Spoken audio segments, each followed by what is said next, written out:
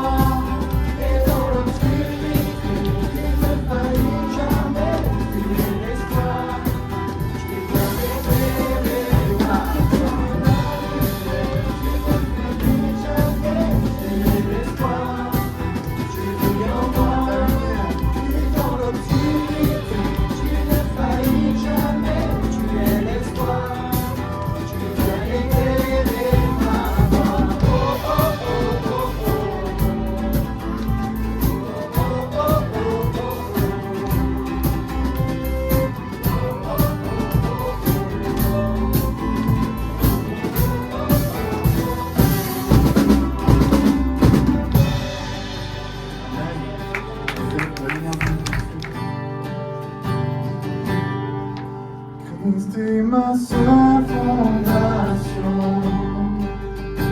le rocher de ma vie, tout autour de moi est détruit. En lui est mon appui, j'ai mis ma foi en Jésus.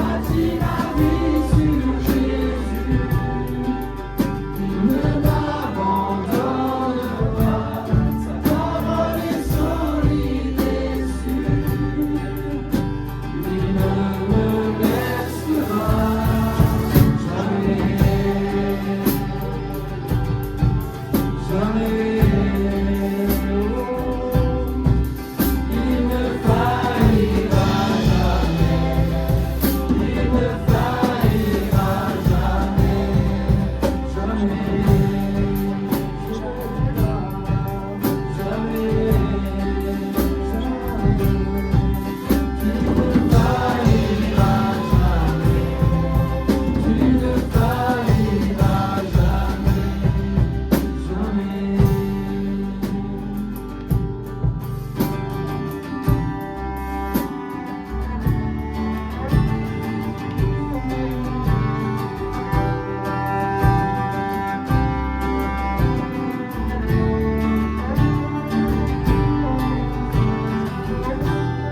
grâce de pouvoir déclarer, pouvoir compter sur le Seigneur, de dire que même si la pluie, même si le vent, même si les éléments contre moi se déchaînent, comment une grâce de pouvoir compter sur notre Dieu, pouvoir nous appuyer sur sa parole, sur ses promesses, c'est ce qu'on veut déclarer ce matin. Amen. Le vent, la pluie, déferle sur ma vie, mais j'ai bâti ma maison sur Jésus-Christ.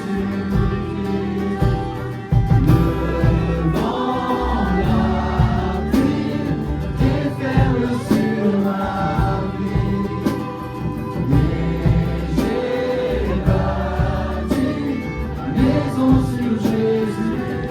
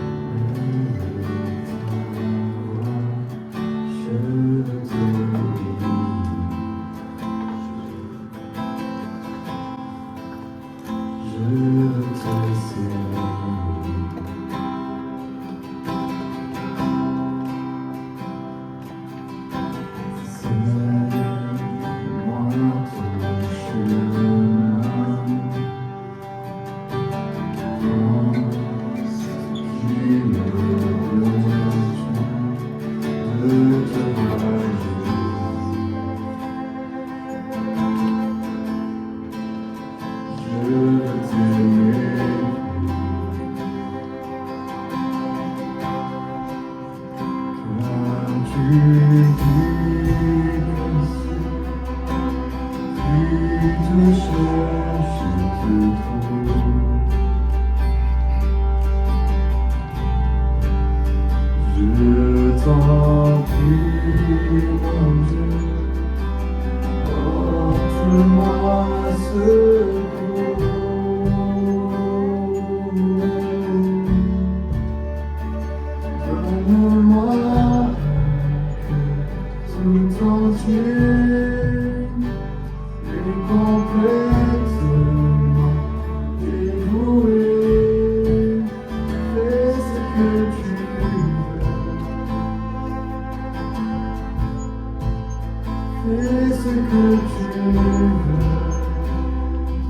ma vie,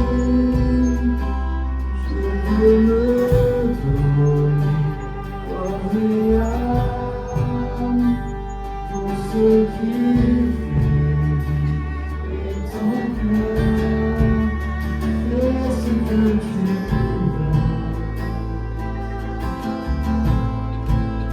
fais ce que tu veux pour ta gloire. Alléluia.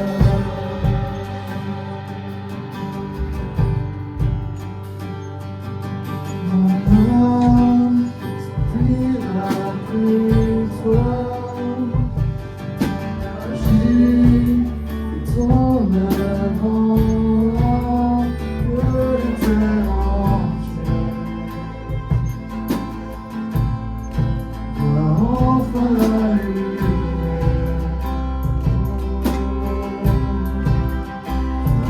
Tu es digne que c'est qui te cherche depuis.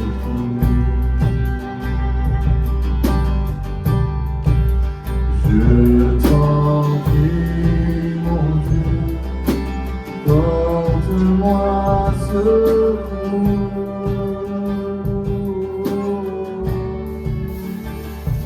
Donne-moi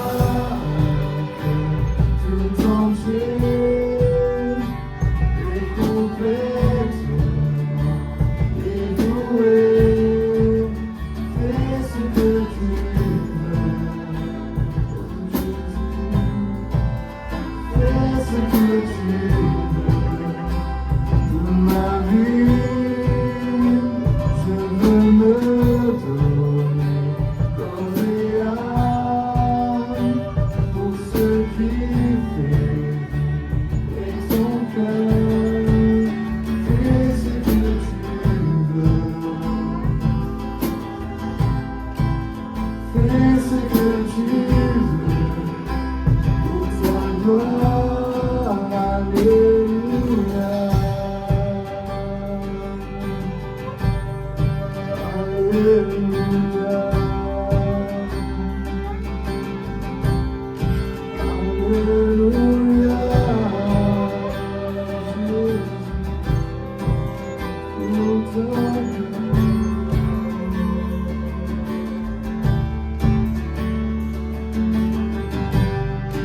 Ton amour est fort, il brise mes chaînes et terrasse la mort. Non, rien ne me freine. Tu as tout donné pour que j'aie la vie. En cœur tout entier, Seigneur, me voici. Ton amour est fort, il brise mes chaînes et terrasse la mort. Non, rien ne te freine. Tu as tout donné pour que j'aie la vie. En cœur tout entier, Seigneur, me voici. Ton amour est fort, il brise les chaînes et terrasse la mort. Non, rien ne te freine. Tu as tout donné pour que j'aie la vie. En cœur tout entier, Seigneur, me voici. Seigneur, me voici. Seigneur, me voici. Seigneur, me voici.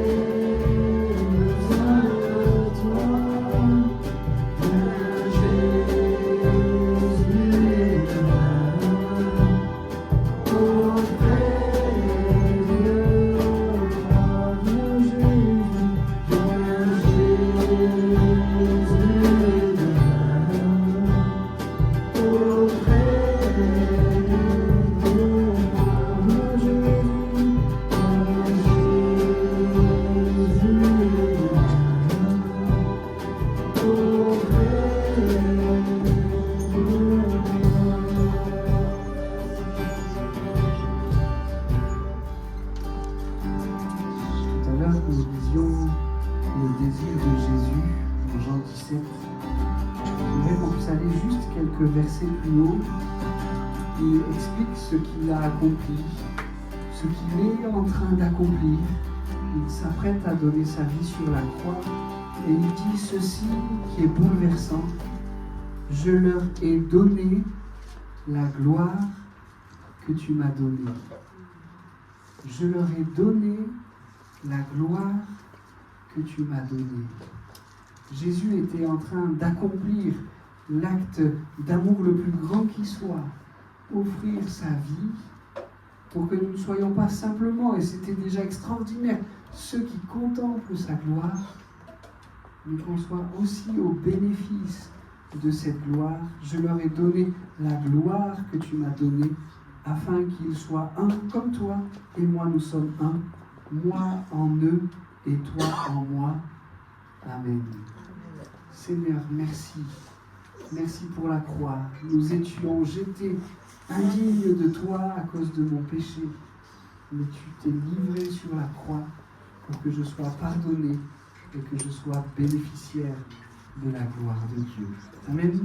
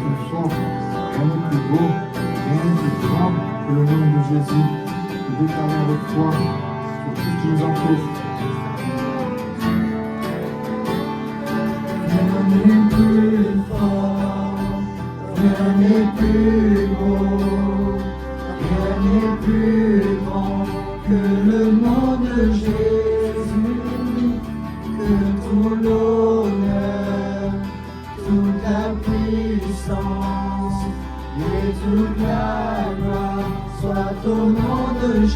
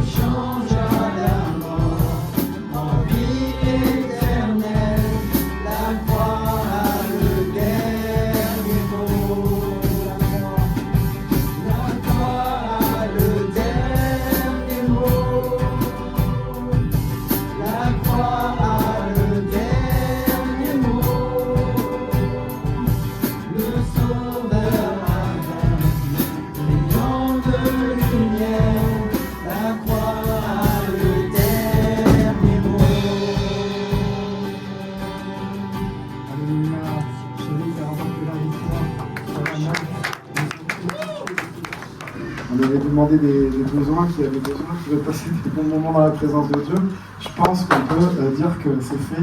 Merci à l'équipe de louange, merci au Seigneur. On a passé un super moment dans la louange. Le culte continue. Il est temps de se plonger dans la parole de Dieu. On continue nos messages de l'été. On a eu quelque temps un message sur le soleil, en écho à la canicule que nous avons. Dieu est notre soleil. On a eu d'autres messages qui font du bien également. J'avais envie de vous proposer un message qui désaltère, qui a soif.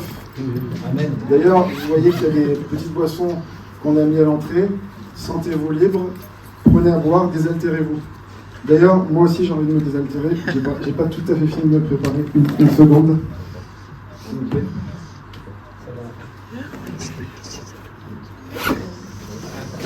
Vite. Hop.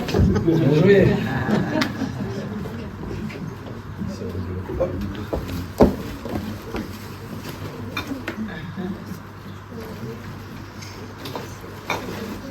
Hop. Du coca.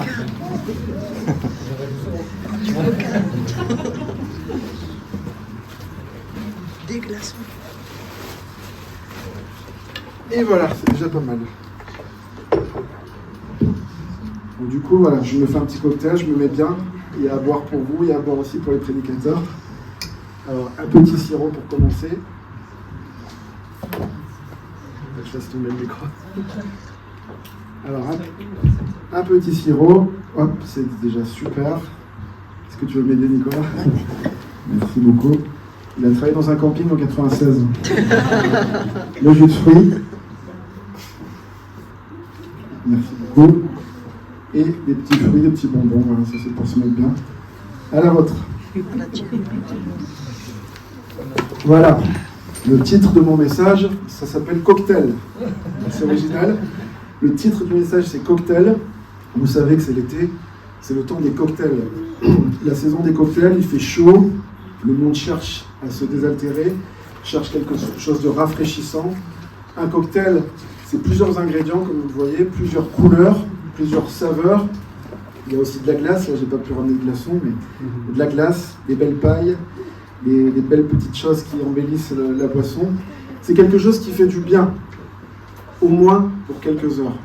Je ne sais pas si vous avez déjà bu des cocktails, moi j'ai bu 1 ou 2 cocktails pendant mon voyage de noces aux Caraïbes. Je me souviens qu'ils étaient très bons. Et quand on réfléchit à cette image, ce symbole, on se dit que la vie ressemble à un cocktail parfois, n'est-ce pas? On mélange beaucoup de choses dans nos vies, on mélange le travail, on mélange la famille évidemment, la fatigue, parfois le stress, des loisirs, il y a des victoires, on a des rêves, mais aussi on a des déceptions, et on a aussi des blessures. Et je pourrais continuer la liste encore longtemps. La vie ressemble à différents thèmes, différents éléments que nous avons dans le verre de notre vie. Et parfois, ça ressemble à un mélange de joli, un mélange de bon et un mélange de moins bon. Mais ainsi est faite la vie. Et certains ressemblent à un autre type de cocktail. Et celui-là, il est moins joli, je vous annonce. Voici le cocktail. Je ne sais pas si vous reconnaissez, ce qu'on appelle un cocktail Molotov. Certains sont remplis de colère, n'est-ce pas? Certains sont remplis de haine. Leur vie ressemble à ça, à un cocktail Molotov, prêt à exploser. Un mélange de feu intérieur, un mélange de haine, un mélange de colère. Et vous savez ce qu'on dit? Souvent, les gens qui sont en colère, qui sont prêts à exploser, sont aussi des gens qui souffrent beaucoup. Hein, n'est-ce pas? Et le Seigneur veut aussi les sauver. Alors imaginez le Seigneur qui voit un joli cocktail comme ça c'est ta vie mon frère, ma soeur, et peut-être qu'auprès de nous, ou peut-être que vous connaissez dans votre entourage des personnes qui ressemblent à ça, c'est-à-dire des personnes qui ont de la colère, de la haine, mais que Dieu veut sauver, parce qu'il y a des souffrances, et Dieu veut sauver, n'est-ce pas? Dieu veut sauver tout le monde, peu importe ses conditions, ça c'est l'amour de Dieu. Et nous disons que chacun d'entre nous personnalise notre vie comme un cocktail. En fait, notre propre vie, c'est notre propre cocktail. On essaye d'être heureux, on essaye de mettre un peu d'argent, on essaye de mettre un peu de réussite, un peu de plaisir, un peu même de spiritualité. Et toutes ces choses sont bonnes, mais la soif demeure. On a toujours autant soif. Et le message de ce matin, c'est un message qui désaltère, c'est le message de la parole de Dieu, c'est la bonne nouvelle de l'évangile de Jésus, que Jésus vient pour nous proposer de boire. Ce matin, on va le voir, il ne nous propose pas de boire un cocktail, il ne nous propose pas un verre tape à l'œil, il ne nous propose pas différentes saveurs et des boissons exotiques qu'on n'a jamais vues, qu'on doit aller chercher que dans les Caraïbes. Le Seigneur nous propose simplement de l'eau. Voici ce que j'ai oublié de prendre, de l'eau. Et on va voir ce matin ensemble que le Seigneur nous propose à boire de l'eau, et on appelle ça aussi de l'eau vive. On va voir ce que c'est tout à l'heure. L'eau que propose le Seigneur Jésus. Alors, je vous le dis tout de suite, la parole de Dieu l'explique, c'est un symbole, bien sûr. L'eau vive représente le Saint-Esprit. La parole de Dieu Jésus utilise cette image comme un symbole humain et naturel pour expliquer une vérité éternelle et une vérité spirituelle nous concernant. Jésus, il est le seul qui désaltère vraiment, à condition de revenir quotidiennement à lui, ce que je disais dans ma prière tout à l'heure, à condition de revenir quotidiennement à sa source. Le Seigneur, il est là, il nous désaltère, il répond à nos besoins, il épanche notre foi. Amen. Est-ce que vous croyez ceci déjà? On a chanté tout à l'heure, j'ai soif. Amen. Ce chant a été bien coordonné avec ma prédication. On a soif ce matin, effectivement il fait chaud, on a soif dans le physique, et je crois que ici, si nous sommes ici, on a soif de Dieu, et on veut plus de Dieu, on veut que Dieu nous désaltère. Et par cette relation quotidienne avec Jésus, on voit qu'on peut, dans un entretien spirituel avec lui quotidien, dans la louange, dans la prière, dans la méditation de la parole, on voit qu'on est restauré et qu'on est renouvelé dans le Saint-Esprit avec Jésus. Tandis que le monde qui ne connaît pas Jésus, j'entends, essaie de se désaltérer, mais pour quelques instants, pour quelques minutes, pour quelques heures. Est-ce que vous avez déjà bu un soda bien glacé, n'est-ce pas? Ça désaltère pour quelques heures. Ensuite, on a souvent encore soif. C'est la même chose dans la vie. La réussite, on en veut toujours plus. On n'est jamais rassasié de réussite. Les vacances, je suis en vacances en ce moment. Ben, je me dis déjà, j'aimerais bien en avoir plus. On veut toujours plus. Les réseaux sociaux, s'il y a des plus jeunes ou des plus vieux, on en fait, on en veut toujours plus, n'est-ce pas? C'est jamais fini. Et les plaisirs sous toutes ces formes, j'ai pas besoin de dénoncer tous les plaisirs de ce monde, tous les plaisirs, en fait, l'être humain n'est jamais rassasié. On voudrait plus de plaisir. Les achats, c'est la même chose, hommes comme femmes, n'est-ce pas? On fait des achats, on en voudrait toujours plus, on n'est jamais rassasié. Des magasins, des petites choses, des belles choses, des petits objets, des petits vêtements, etc. C'est le cœur de l'homme. Tout cela procure la satisfaction temporaire, mais n'apporte jamais la paix. Il ne faut pas qu'on confonde plaisir et la paix. Et je crois que c'est toi, Fabien, qui disais, toi, tu avais envie de paix aujourd'hui. Ah, amen. Et c'est pas la même chose que le plaisir qui nous apporte quelque chose de positif, momentanément, éphémère, avec la paix de Dieu qui, elle demeure et elle se renouvelle chaque jour. Amen. Donc la Bible déclare que Jésus apporte de l'eau vive du Saint-Esprit, et non un cocktail. Mais j'avais envie quand même de me poser une question, j'avais envie d'être créatif et original ce matin, j'aimerais qu'on se pose quand même une question. Si jamais Jésus te proposait un cocktail ce matin, proposait un cocktail à un chrétien, quel ingrédient il mettrait? C'est une question originale, question intéressante. Jésus, s'il apporterait un cocktail ce matin, qu'est-ce qu'il mettrait comme ingrédient? Et j'ai réfléchi, j'ai médité avec la parole de Dieu, j'ai trouvé 7 ingrédients que Jésus pourrait mettre dans ce magnifique cocktail spirituel pour nous. Premier ingrédient, c'est évident, c'est l'amour, n'est-ce pas? Dieu commence toujours avec l'amour. Dieu est amour. Donc ça serait la base de ce cocktail. La base de son cocktail, déjà, la première base, c'est l'amour. L'amour inconditionnel, l'amour éternel de Dieu. Est-ce qu'on est d'accord déjà sur ce premier ingrédient? Deuxième ingrédient, qu'est-ce que ça serait? Ça serait la grâce. C'est que ce cocktail, c'est le cocktail le plus riche, le plus cher du monde. Il est inestimable, le cocktail de Jésus. Mais pourtant, il nous est offert. C'est la grâce. Personne ne mérite ce cocktail, mais pourtant, le Seigneur Jésus, il nous l'offre. C'est une faveur imméritée qui nous transforme. Amen. Déjà, avec deux bons ingrédients, c'est déjà pas mal. Troisième ingrédient, ça serait bien sûr la foi. Le Seigneur renouvelle notre foi ce matin. Il mettrait de la foi pour nous. La foi, Hébreux 11, verset 1, nous dit « La foi est une ferme assurance des choses qu'on espère, une démonstration de celles qu'on ne voit pas. Pour l'avoir possédée, les anciens ont obtenu un témoignage favorable. » Jésus mettrait la foi. La foi, c'est la confiance qui donne du goût à notre cocktail, même par rapport à l'épreuve, par rapport à ce qui semble impossible pour nous. Donc la foi, ça serait le troisième ingrédient. Quatrième ingrédient, bien sûr, la paix, la tranquillité du cœur, même quand il y a des épreuves et de la tempête. Cinquième élément, je pense que Jésus nous proposerait de rajouter un peu de sagesse. On a besoin de sagesse, n'est-ce pas? Pour faire des bons choix au bon moment. C'est jamais facile. Parfois on se trompe, et je crois de tout mon cœur que Jésus nous aide à faire des bons choix, à avoir du discernement et de la sagesse. Donc c'est le cinquième ingrédient qu'il y aurait dans ce cocktail. Sixième ingrédient, la joie. Ah oui, la joie, c'est important. C'est une force qui colore nos journées. Donc là, j'y mettrai une couleur de joie. Je ne sais pas quelle couleur vous mettrez, vert, bleu, mais c'est quelque chose qui colore nos journées. Quand tu es du matin au soir, par exemple, en famille ou à ton travail et que tu as la joie, moi je crois que c'est une force. C'est une force que Dieu nous communique qui peut changer la couleur de la journée, n'est-ce pas? Et le septième ingrédient, je pense que ça serait possiblement l'espérance. La petite touche finale, mais qui change tout dans notre cocktail, la touche finale qui donne un avenir et une assurance. Amen. Pour moi, ça serait les 7 ingrédients. Ça serait la recette du Seigneur. Mais voilà, ça serait déjà pas mal. Mais attention au mauvais mélange. On peut aussi se tromper. On peut aussi faire des mauvais mélanges. Vous savez que le mot cocktail, ça veut dire mélange en fait. On peut mélanger, par exemple, des saveurs qui ne sont pas bonnes entre elles. On peut mélanger aussi des alcools. On le dit, attention à ne pas mélanger trop les alcools. Ça peut faire un mélange mauvais. La Bible nous prévient sur les mélanges. Attention, tous les mélanges ne sont pas bons. Un petit peu de Dieu, un petit peu du monde, c'est pas un mélange que préconise la Bible. Un petit peu de pardon, un petit peu d'amertume, pareil, c'est un mauvais mélange. Un petit peu de foi, avec beaucoup de peur, c'est un mélange qui ne va pas, vous comprenez?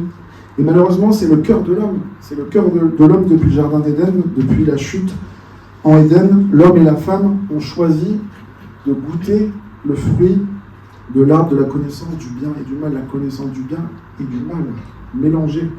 Voici un petit cocktail où ils ont mélangé les choses, un peu de bien, un peu de mal, etc. C'est le cœur de l'homme, de nos ancêtres Adam et Ève déjà. Mais Dieu cherche, on l'a chanté, on l'a dit, des vies totalement dévouées, comme on disait tout à l'heure dans le chant. Il ne veut pas des vies que nous ayons des cœurs partagés, des cœurs mélangés comme un cocktail. Il cherche des cœurs entièrement à lui. Ça, c'est vraiment sa volonté pour vous, pour moi, pour l'Église. Et malgré votre vie qui peut être belle, il manque quelque chose. Et parfois, on mélange aussi avec un ingrédient qui s'appelle le péché. Alors, troisième illustration. Je pense que mon cocktail n'était pas trop mal. Mais, bon, j'en reprends un petit peu. Avant de... Il est pas mal. Mais si j'ai une tentation, je ne sais pas pourquoi, mon cœur divague. Je vais tenter ça. Je vais tenter un péché. Ça a l'air joli, regardez. Pas sur les bonbons. Ça a l'air joli quand même. Bon, c'est marqué danger, mais bon, ça va pas me faire vraiment du mal. On essaye. Tout le monde le fait. Tout le monde le fait.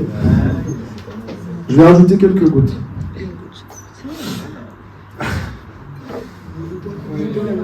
J'ai pas envie en fait. Je vais plutôt boire de l'eau. Quelques gouttes peuvent tout gâcher.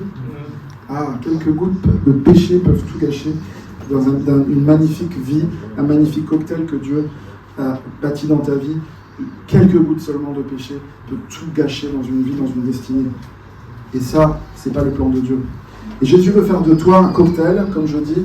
Il veut t'apporter différentes saveurs, mais des saveurs bibliques, des saveurs qui viennent de sa vie, de la Bible. La douceur, la vérité, la compassion, la joie, la paix, la générosité, et je disais, la foi. Et les gens, je crois que quand ils devraient goûter Jésus, commencent à nous rencontrer, ils doivent, comme un bon cocktail agréable, je pense que le chrétien devrait aussi laisser transparaître un bon goût de Christ. Et j'aimerais utiliser un passage que je trouve vraiment cohérent par rapport à cette thématique. C'est dans Jean 4, et je voudrais parler ce matin, quelques instants, de la rencontre de Jésus avec la femme samaritaine. Et si vous voulez bien prendre avec moi dans la Bible, dans l'évangile de Jean 4, à partir du verset 4 jusqu'au verset 14, et on va voir qu'il y a beaucoup d'éléments importants par rapport à notre thème qui, je crois, vont nous faire du bien ce matin. On lit la Bible ensemble. Évangile de Jean, chapitre 4, verset 4. Comme il devait traverser la Samarie, donc là on parle de Jésus, comme il devait traverser la Samarie, il arriva dans une ville de Samarie appelée Sichar, près du champ que Jacob avait donné à son fils Joseph. Là se trouvait le puits de Jacob. Jésus, fatigué du voyage, était assis au bord du puits. C'était environ midi. Une femme de Samarie vint puiser de l'eau. Jésus lui dit « Donne-moi à boire ». En effet, ses disciples étaient allés à la ville pour acheter de quoi manger. La femme samaritaine lui dit « Comment, toi qui es juif, tu me demandes à boire à moi qui suis une femme samaritaine ?»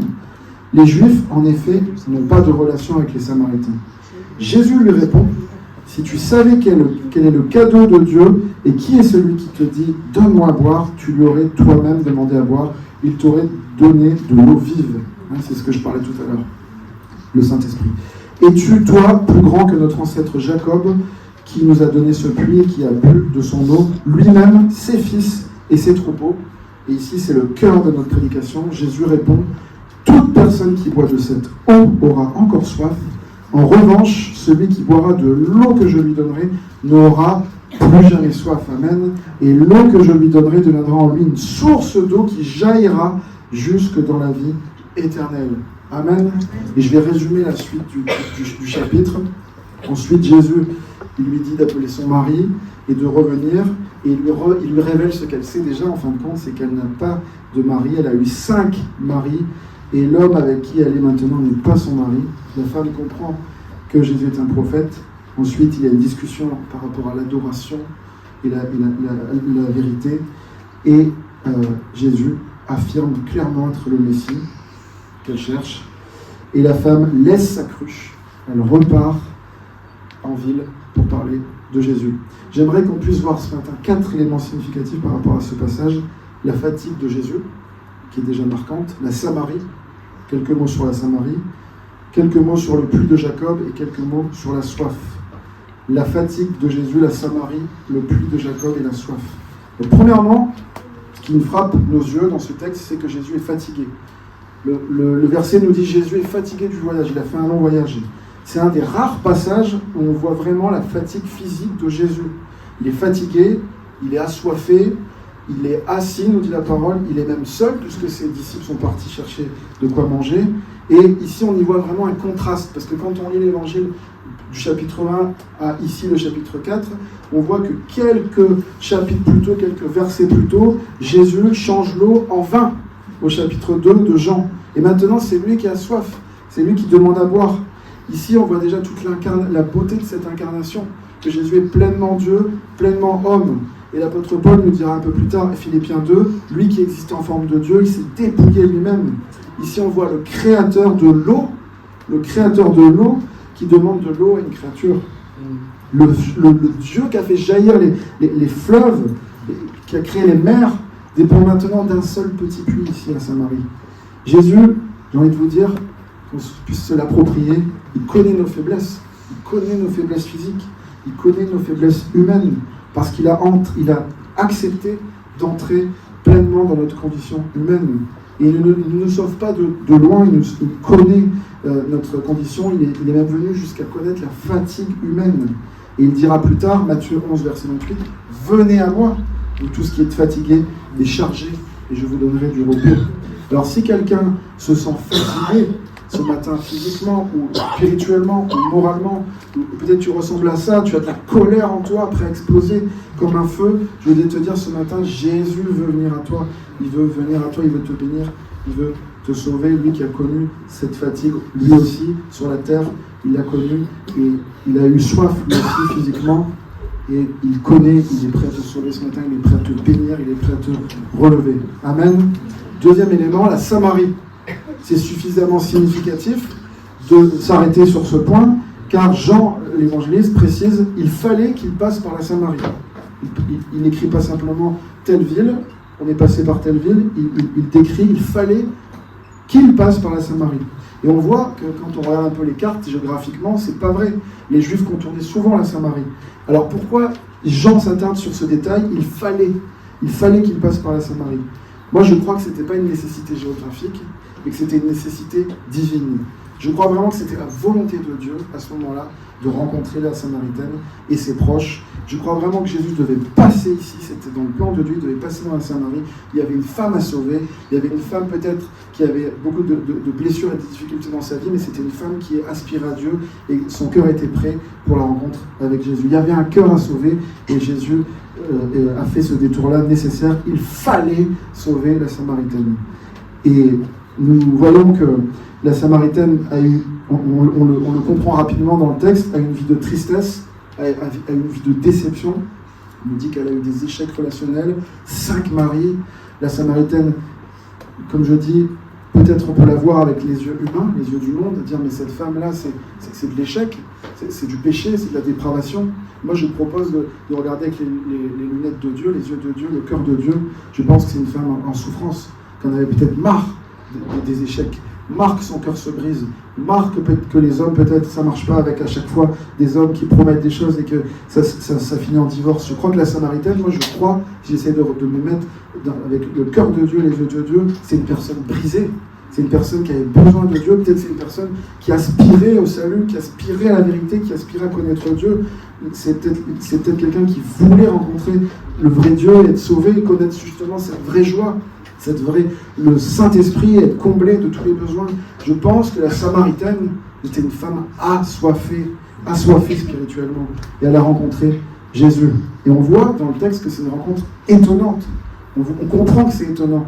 Parce que c'est une femme, et qu'à cette époque-là, il n'y avait pas d'entretien avec les rabbis et les femmes, déjà d'une, mais on nous parle vraiment de l'inimitié entre la Samarie et l'Israël. Et nous, en 2026, peut-être qu'on ne comprend pas pourquoi, on se demande la question, pourquoi une telle inimitié entre la Samarie et Israël? Mais croyez-moi, les premiers lecteurs savaient très bien. Les premiers lecteurs, ils savaient très bien, parce qu'il y avait tout un historique, il y avait tout un contexte, et il nous faut replonger là-dedans pour comprendre. Il faut remonter un peu dans l'histoire. Après la conquête du royaume du Nord, et c'est les Assyriens, vers 722 avant Jésus-Christ, ils ont conquéri cet espace géographique, et une grande partie de la population d'Israël a été déportée. Okay, et les Assyriens avaient comme politique de remplacement. Ils avaient la politique de remplacer les populations par d'autres peuples de leur empire, venus de différentes régions de leur empire, pour venir en Samarie.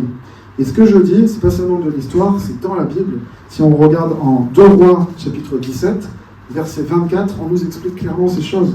On distingue 5 groupes principaux de peuples qui sont venus en remplacement en Samarie. On voit que la Bible nous décrit clairement les Babyloniens, premier peuple, le deuxième peuple, les gens de Cuta, le troisième peuple, les gens de Hava, le quatrième, les gens de Hamath, et le cinquième, les gens de Sepharvaïm. Donc 5 peuples venus de la Syrie qui a remplacé et qui est venu habiter en Samarie en échange de la déportation des Israélites. Tous les Israélites ne sont pas partis, certains sont restés, et cette population se mélangèrent ensemble, ce qui forme la Samarie. Et ces 5 populations, la Bible nous le dit, elles ont adopté le culte de l'Éternel. Mais pas seulement, elles ont aussi conservé leur pratique à elles. Et c'est là qu'on peut se dire que c'est l'image d'un cocktail. Parce que ces 5 peuples ont mélangé le culte de l'Éternel qu'ils ont découvert sur place, mais ils ont gardé aussi leur religion. Et ça a fait un cocktail. Et à l'époque de Jésus, quand Jean décrit ce passage de la Samaritaine, les gens comprennent vraiment. Et les Juifs, la majorité des Juifs considéraient les Samaritains comme impurs, à la fois donc sur le plan religieux, comme je dis, sur le plan ethnique, sur le plan culturel. Il y avait une inimitié entre ces 2 peuples. Et c'est ce qui rend justement cette rencontre de Jésus avec la Samaritaine si surprenant. On se dit, waouh, il va se passer quelque chose. Pourquoi Jésus rencontre la Samaritaine? Ce peuple impur, ce peuple mélangé, qui nous font un cocktail de mensonges, de fausseté, etc. Tout mélangé, c'est n'importe quoi. Mais Jésus, il y va, il parle, il s'entretient et il apporte la parole de Dieu, il apporte la bénédiction. Rien que ça, c'est étonnant. C'est étonnant pour les premiers lecteurs. Et maintenant qu'on comprend ça, ça doit nous étonner. On doit se dire, qu'est-ce que Jésus va faire? Jésus va nous étonner avec cette Samaritaine. Et moi, j'ai fait un parallèle en méditant, en regardant. Il y a des commentateurs bibliques qui en parlent. Est-ce que vous n'avez pas eu une petite pensée quand je vous parle des 5 peuples, les 5 peuples qui représentent la Samarie? Est-ce que vous n'avez pas fait un écho avec les 5 maris? Les 5 maris. de la Samaritaine, n'est-ce pas? Il y a toute une symbolique quand même là. Il y a quelque chose de très intéressant. On voit que la Samarie est dans un cocktail de 5 peuples et le 6e peuple n'est pas son peuple, c'est-à-dire Israël. Ok? La religion de Samarie est un cocktail de plusieurs croyances, on l'a dit. La vie de la Samaritaine est un cocktail de relations brisées. La parole nous dit 5 maris, et le mari avec qui elle est aujourd'hui n'est pas son mari. Ensuite, elle parle avec Jésus. Il fait un débat sur savoir nos ancêtres ont adoré sur cette montagne. Et là, on parle du mont Garizim, précisément, et dont le temple a été détruit aussi quelques années avant l'arrivée de Jésus. Et elle dit, vous, les Juifs, vous adorez à Jérusalem. Et Jésus dit, l'heure vient où ce ne sera ni sur cette montagne, ni à Jérusalem. Les vrais adorateurs adoreront en esprit et en vérité. Amen. Jésus parle du Saint-Esprit directement. Et moi, je vois un parallèle. Je vois que Jésus révèle surnaturellement la vie de cette femme. Oui, il est dans sa qualité de prophète, dans sa qualité de Messie, il le déclare. Jésus, là, à ce moment-là, il est pleinement Dieu, puisque quand il est pleinement homme, il est fatigué, il est pleinement Dieu, il connaît la vie de la Samaritaine, il déclare la vie de la Samaritaine, pas pour la juger, mais pour la mener à la repentance, moi je crois. Et il sait qu'elle a eu 5 maris, il sait que l'homme avec qui elle est n'est pas son mari. Il connaît ces choses de sa vie personnelle. Mais moi, je fais un lien aussi avec les 5 peuples. Le 6e homme n'est pas son mari, ce qui représente une relation incomplète. Il n'y a pas d'alliance, c'est pas encore son mari. Tandis que Jésus, lui, le vrai époux, vous le savez, le vrai époux de l'Église, vient offrir de l'eau vive et restaurer une alliance authentique avec la Samaritaine. Je ne dis pas que Jésus est le 7e homme qui veut épouser la Samaritaine, mais je dis qu'il propose d'être l'époux de l'Église, la future Église qui va naître, et il va inclure la Samarie. Il va inclure les Samaritains. Il va d'ailleurs inclure tous les peuples du monde. Quel amour, quel plan merveilleux. Amen. Amen. Ça, c'est quelque chose d'important à comprendre quand on parle de la Samarie. 3e élément, le puits de Jacob. C'est quelque chose de significatif aussi que Jean nous parle. Il insiste plusieurs fois, le puits de Jacob. Pourquoi ? Parce qu'on le sait, Jacob est le père des 12 tribus d'Israël, n'est-ce pas ? Les puits représentent l'histoire, l'héritage, ils représentent le culte de l'Éternel depuis tant d'années, et on y vient boire au même endroit depuis tant d'années. Et ici, Jésus arrive, il est étonnant, il annonce quelque chose de nouveau, quelque chose de plus grand. Il ne dit pas, ne critique pas Jacob, on le voit. Il dit simplement, il existe désormais mieux qu'un puits. Il existe une source. Amen. Si moi je vous propose un puits et je vous propose une source, vous préférez quand même la source. C'est ce que Jésus propose. Et ici, il y a pareil, il y a deux petites choses importantes. Le puits, les puits dans tout l'Ancien Testament représentent des lieux de rencontre. Il y a quelque chose qui se passe autour des puits. On voit Genèse 24, Isaac et Rebecca, leur rencontre. Genèse 29, Jacob et Rachel, Isaac et Rebecca juste avant, Jacob et Rachel. Exode 2, Moïse et Séphora. On y voit une rencontre. On y voit quelque chose, il va y avoir une alliance significative. Donc déjà, symboliquement, on est aspiré par cette thématique du puits. Le puits aussi représente l'effort humain. C'est pas la même chose de prendre un verre d'eau, de le servir, qu'à l'époque, le puits, il faut venir. Et ici, la parole de Dieu nous dit, c'est midi, en plein midi. Il fait chaud, il faut venir, il faut descendre son seau, il faut remonter l'eau, et il faut recommencer chaque jour.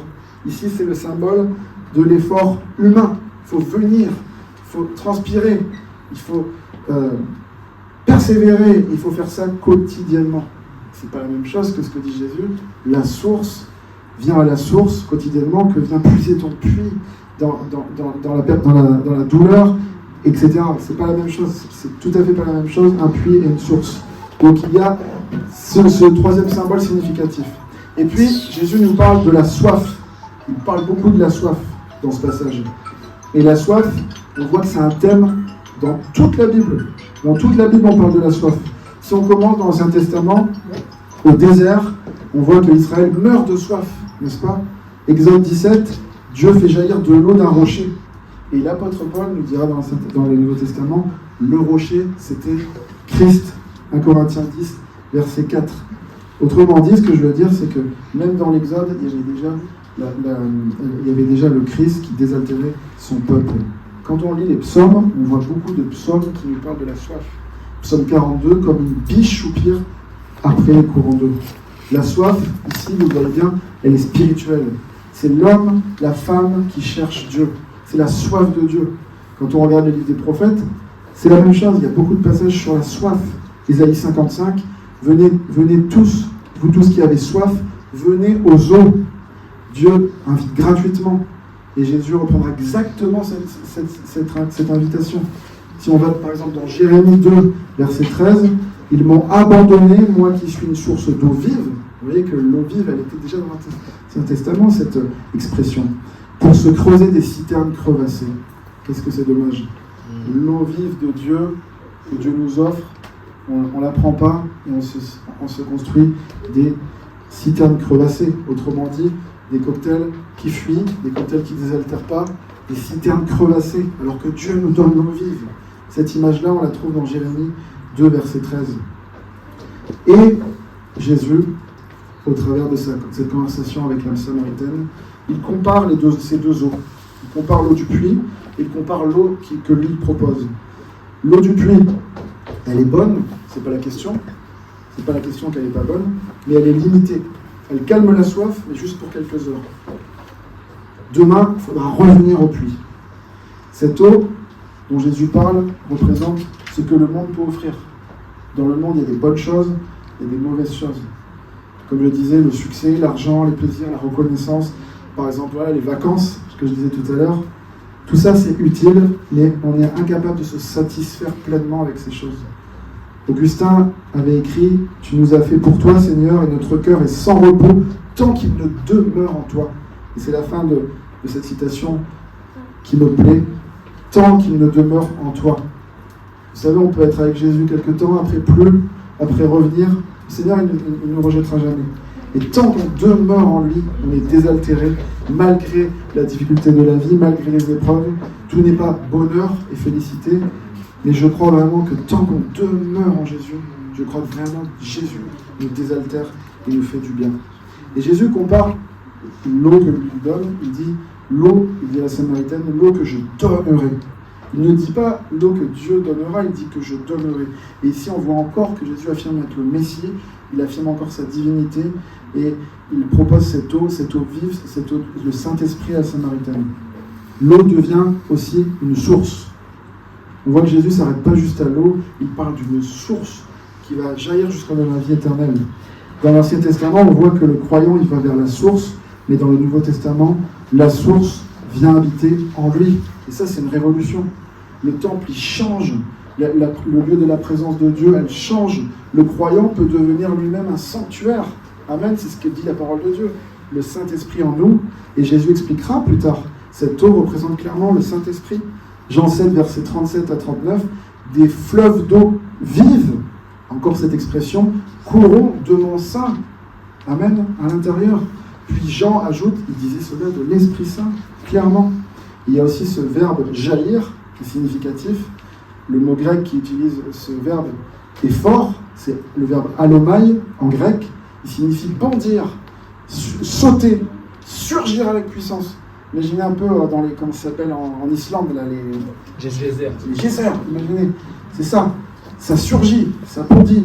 Donc c'est pas une source, c'est l'eau vive dont parle Jésus, c'est pas une source stagnante, pas du tout, c'est vivant. Le Saint-Esprit produit en nous du mouvement. Et le chrétien n'est pas un réservoir, mais je dirais plutôt il est une fontaine qui doit jaillir le Saint-Esprit autour de lui. Amen.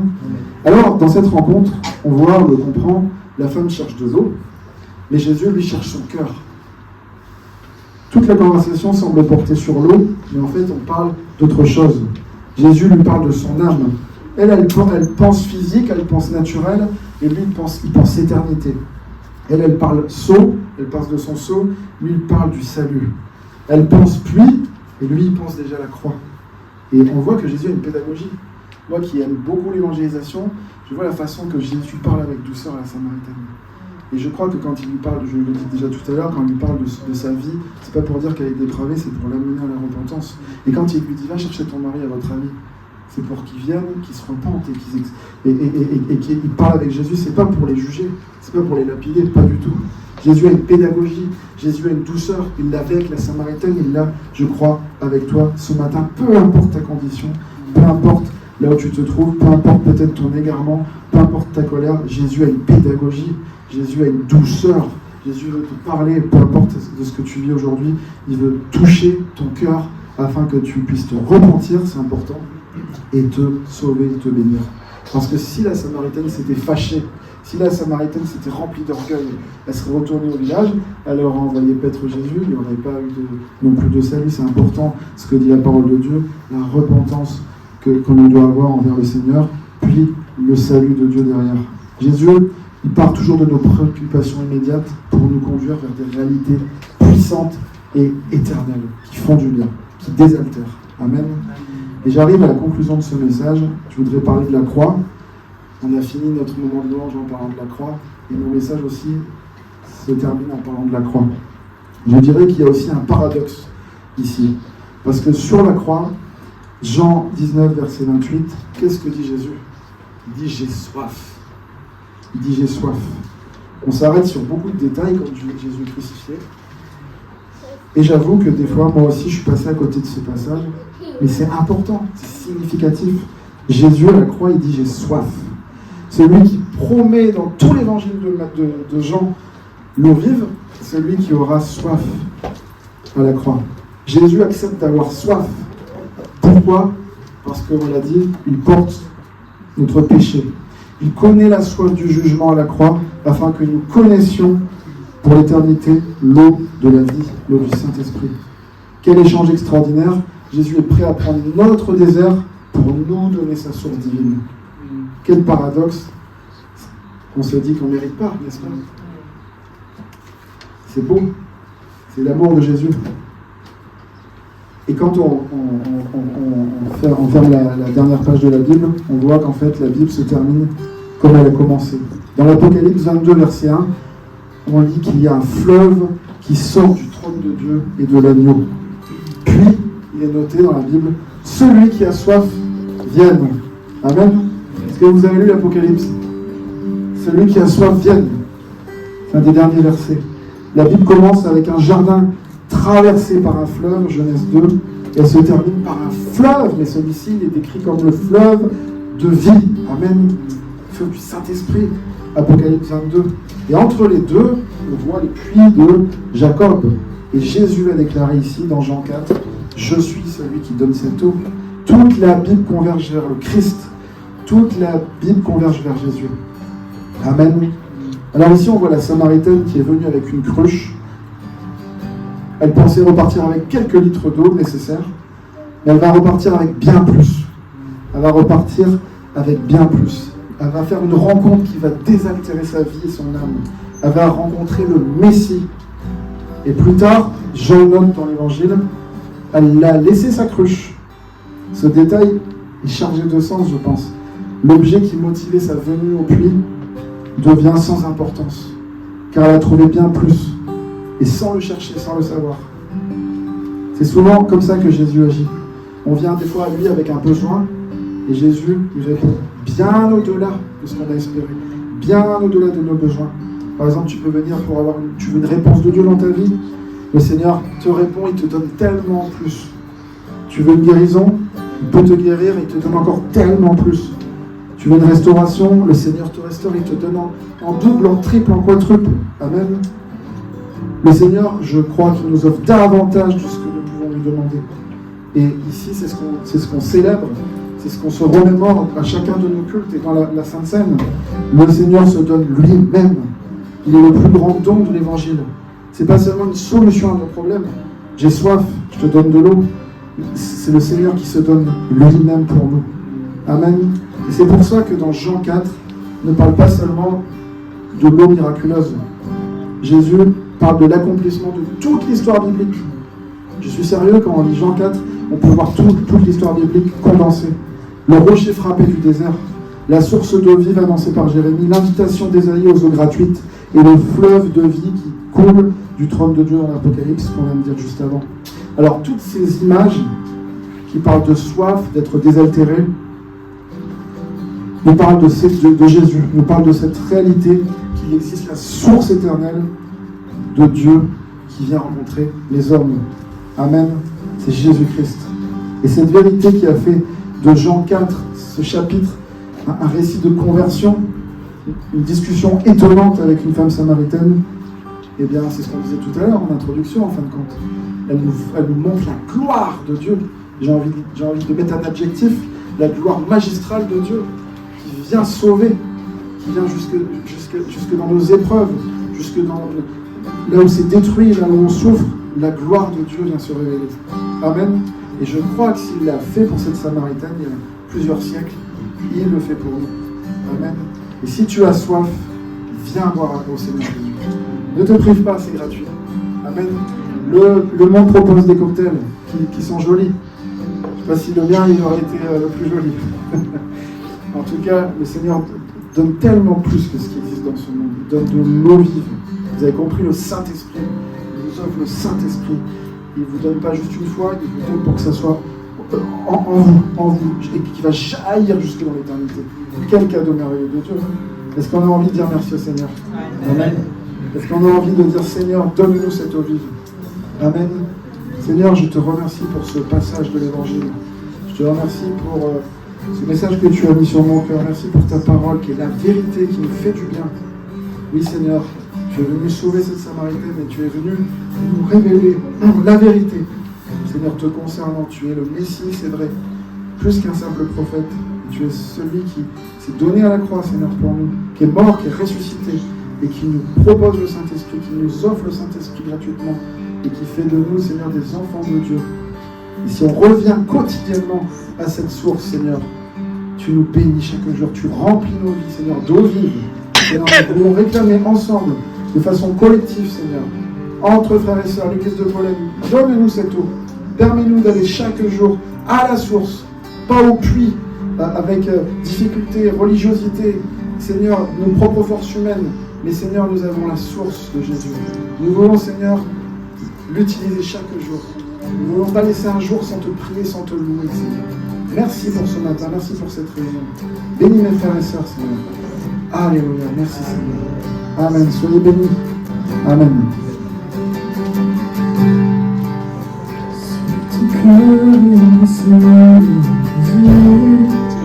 Si j'ai par le poids du péché, Jésus t'appelle. Si sens-tu épuisé par la vie, as-tu soif de venir boire au puits, Jésus t'appelle.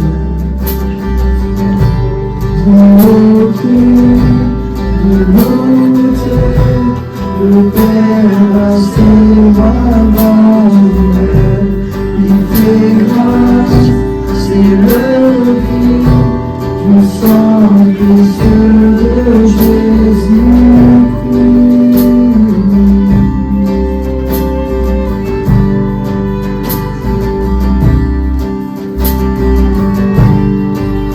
Laisse-moi oublier tes erreurs, sans t'arriver à la nuit de cette heure, Jésus t'appelle. Pour tes peines, il te donne la joie.